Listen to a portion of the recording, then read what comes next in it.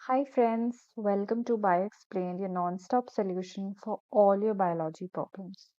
तो आज हम एक डिफरेंट टॉपिक लेकर आए हैं which is your antibody molecule.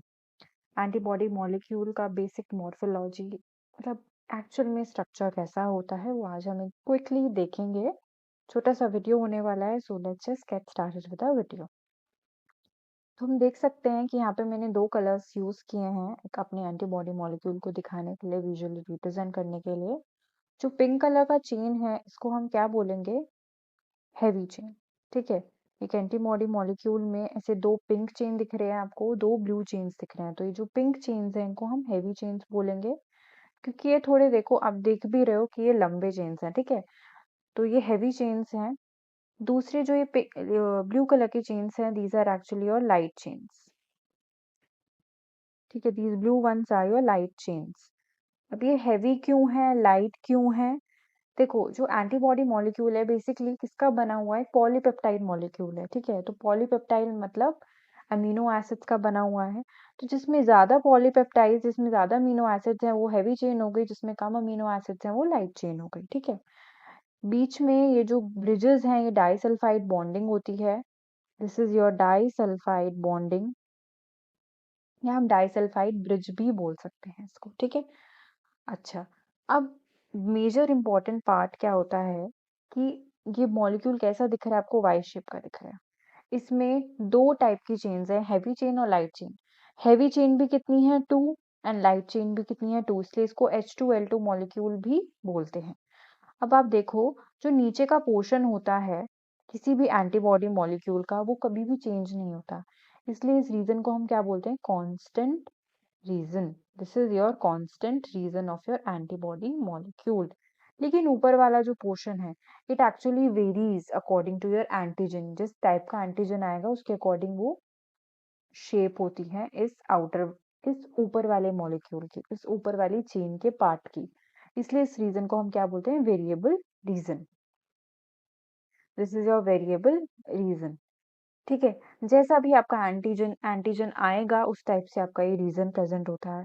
अब इसी हैवी चेन्स मतलब इसी कांस्टेंट रीजन की वजह से, वेरिएबल रीजंस की वजह से आपकी डिफरेंट एंटीबॉडीज की क्लासेस होती हैं। ठीक है, एंटीबॉडीज की कितनी क्लासेस? 5 क्लासेस होती हैं, जिसको हम याद कैसे करते हैं? गेम्ड से याद रखते हैं। IgG, IgA, IgM, IgE, IgD। Basically सबसे बड़ी क्लास जो होती है जी होती है, जो कि फर्दर डिवाइडेड होती है into G1, G2, G3 and so on.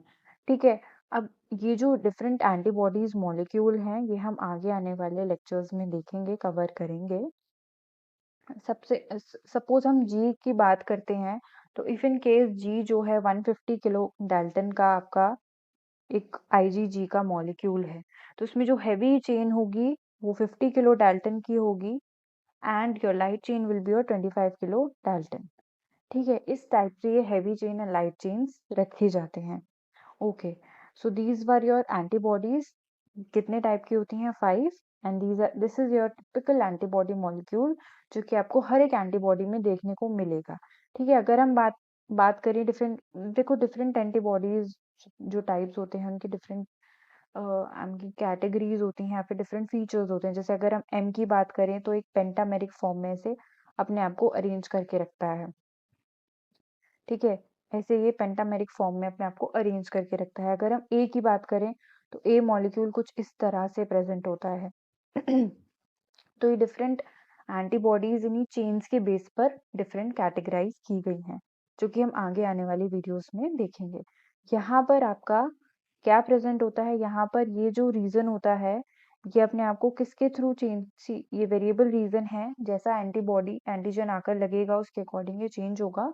तो इस रीजन को हम वेरिएबल रीजन बोलते हैं, और यहीं पर आपको एंटीजन बाइंड करता है, इसलिए इसको एंटीजन बाइंडिंग साइट भी बोलते हैं। एपिटोप आकर यहीं पर बाइंड करता है, और इसको हम क्या बोलते हैं? Paratope. So this was your typical structure of your antibody molecule. I hope ये आपको क्लियर होगा। Stay tuned for the next video, जिसमें हम लोग डिस्कस करेंगे डिफरेंट टाइप्स ऑफ एंटीबॉडीज, वो कैसे डिफरेंट होती हैं एक दूसरे से। Stay tuned. Don't forget to like and subscribe my channel. Thank you. Bye bye.